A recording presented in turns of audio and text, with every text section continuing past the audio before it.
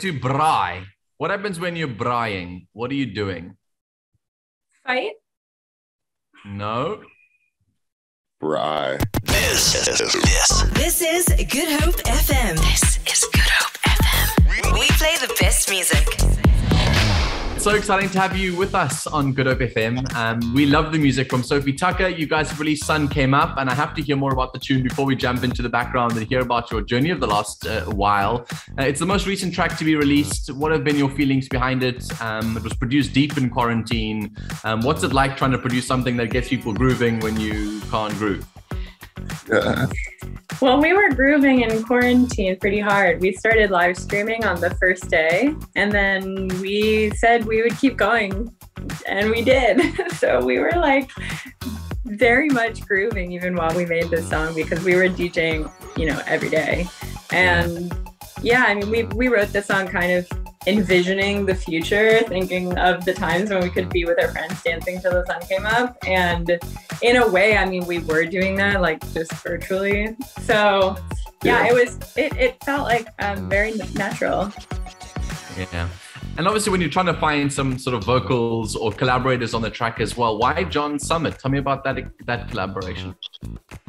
Well, at the time when we were DJing, we were playing so much of his music, and he was just putting out great tracks, great dance records. And we tagged him a couple times in songs when we were playing them in our live stream.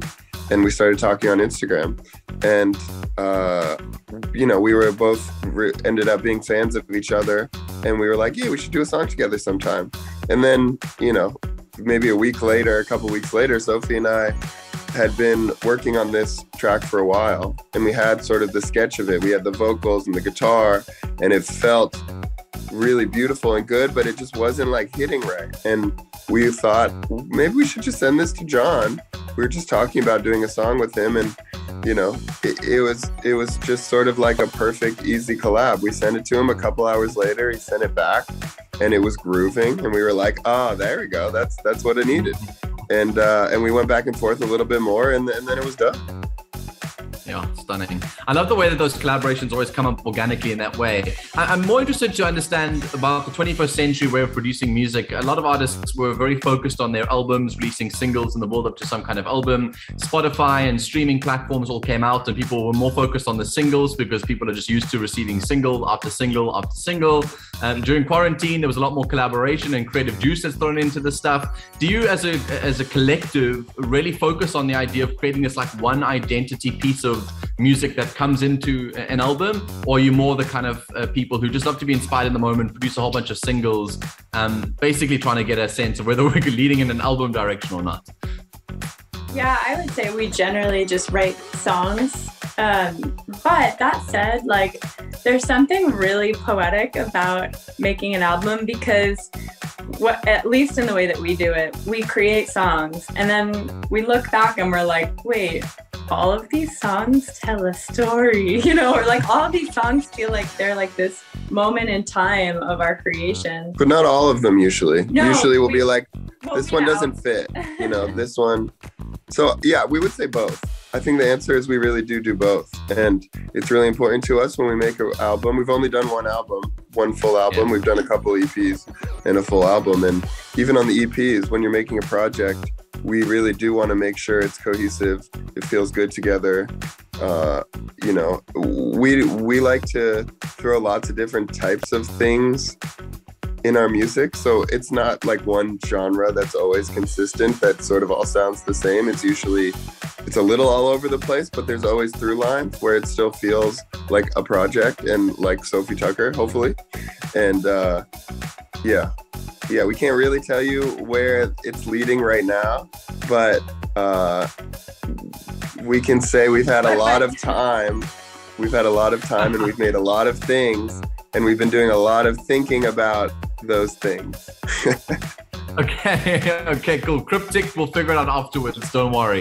But I'm interested to know, in your perspective, from an audience, from your audience's perspective, from the fans, lovers of music, are albums dead? Is there a sense that people are more enjoying the instant gratification of whatever I feel like today, as opposed to this collective body of music that comes together in albums?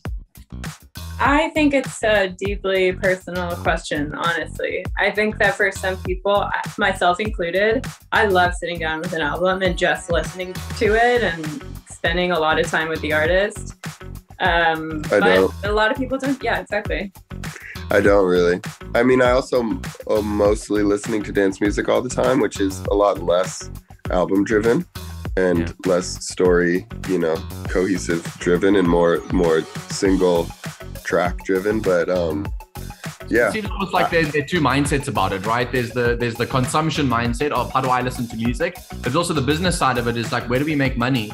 And I think as an artist globally, but I suppose if you're trying to think about it and bring it to any context, the plan of an album was release singles and the build up to an album to get album sales. That was the purpose and the plan, and then tour with that album. That was the plan. Nowadays, singles are as important as the collective album. Do albums as a collective make money anymore?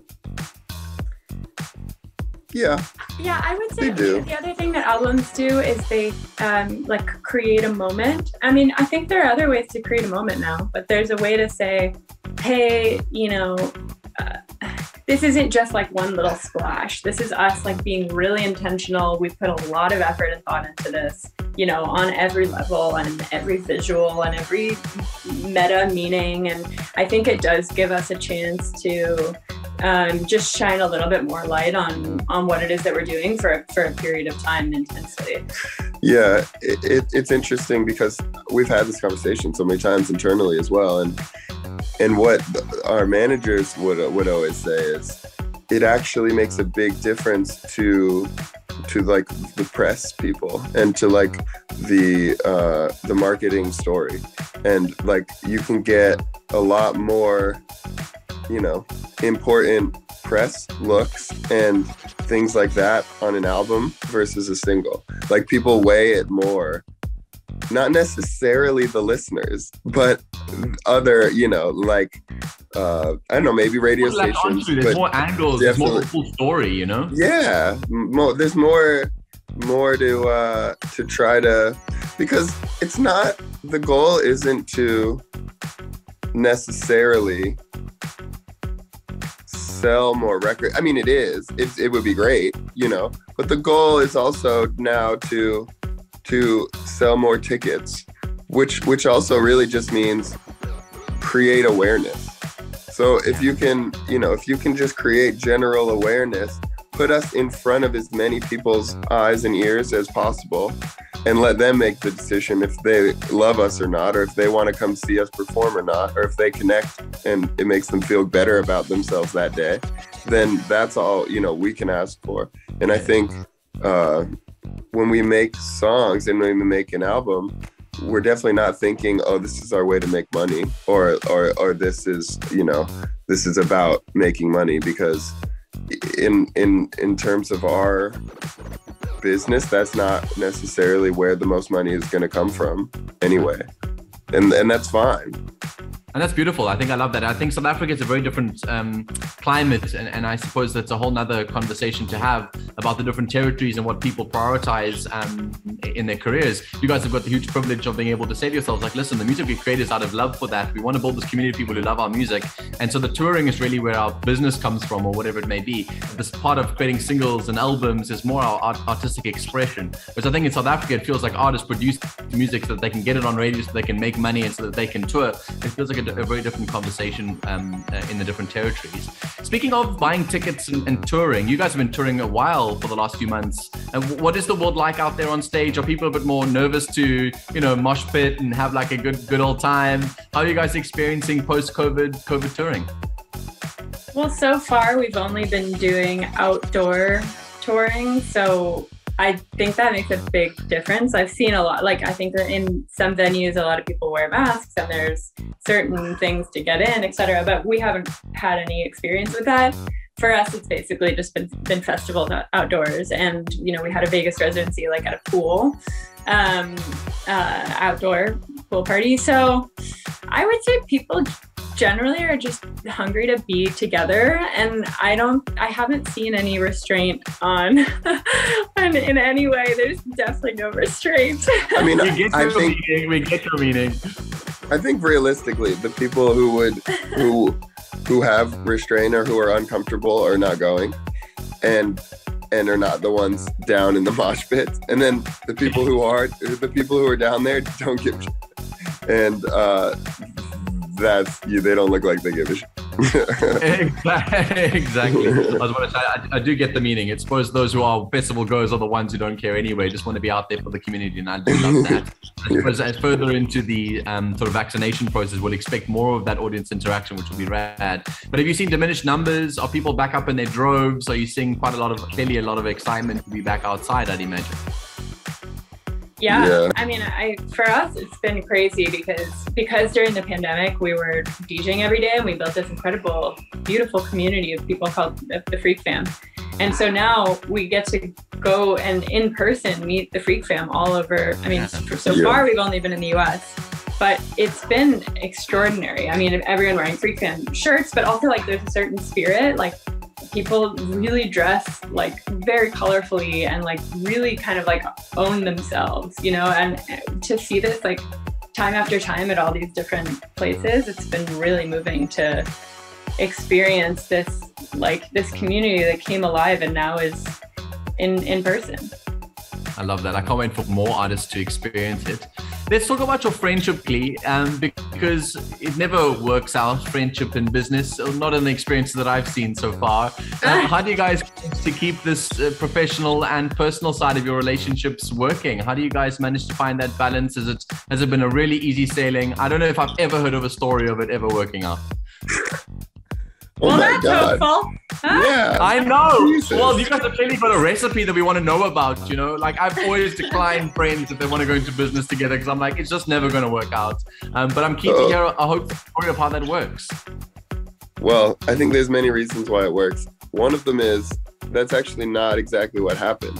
We basically started going into business. We started making music before we were friends. So we developed a friendship secondary to the music and our sort of musical connection and, goals that we wanted to sort of jointly, work towards. So I think that's a good thing. It was able to set, certain types of boundaries and even unspoken boundaries. We don't touch much. That's helpful. No, none of that. And what else? So we just respect each other. We're so different, and we respect each other's brains and creativity. So like what she's good at in making music, I'm not, and what I'm good at, she's not as good at. But then also in the world, it's the same thing. Like we do everything together, but like being on time, she's not good at that. I'm good at that. Like she joined the call before you. Just saying. You should have seen the last call. I will say actually about this like friendship and business thing. I actually think we have developed a business now where we are genuinely friends with almost everyone we're in business with. And it did work the opposite way where we started being in business first and then we were friends. But it's a really nice way to live because it basically just means you get, like, when you're a kid, you hang out with your friends. But there's still a line. Yeah. There's still a line that can't be blurred or else it does get too complicated and messy. I do think you need to always be able to be direct. You need to always be able to not be offended when someone else is direct or gives you criticism. And for us, we're kind of the CEOs of this business. So we have to not be shy to lay the hammer down if we have to lay the hammer down. And that's why I think people go wrong when they're working with friends. They are uncomfortable to do that. But especially when they start the rapport of friendship before they start the business, because they have like a certain way of interacting with each other that, from the get-go, like it's clear that the business comes first. But I was just going to say, like, when you're kids, you're with your friends, you're making stuff. You're like, that's what you do for fun is you like, at least when I was a kid, we would either like play or make. And so the fact that we get to like still be in that place now where we're like with friends all the time, making stuff and playing, just feels like the right way to to do friendship. You know, it's really fun. It would make a great culture at a business, right? Where you all know that you're working together, but you happen to bump into the fact that I actually kind of like this person. I'd spend some time after work with this person, even if I wasn't working with them. I think that maybe is the secret to success here. It's like, you know that you're working together. There are some boundaries set in place for the working relationship. The friendship comes on top of that, which I think is really cool, as opposed to trying to convert a friendship into a business relationship where there are awkward boundaries in place or no awkward boundaries in place. Right, back to the music. Obviously, with Sun came up, the global acceptance of the song has been great. The response has been really awesome to it. Is it the kind of song that you guys are hoping to keep continuing pushing for the next few months, or can we expect another single or two in the coming weeks to start promoting as well? We're definitely going to be pushing that one.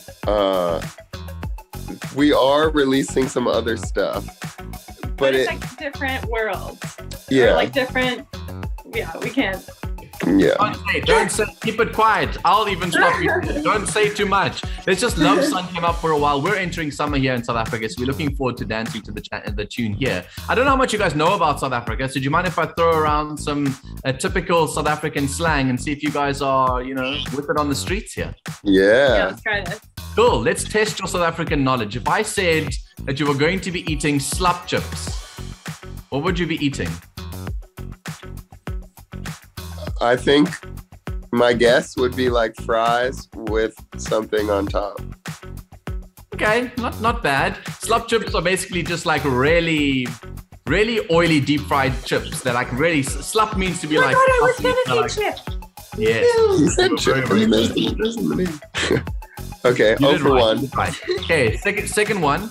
If you're in the process of, you're talking about friendship, if you're with your friends and you're skinnering, what would you be doing if you're skinnering with your friends? Like giggling, laughing? Gossiping? Gossiping, yes, indeed. How did you know?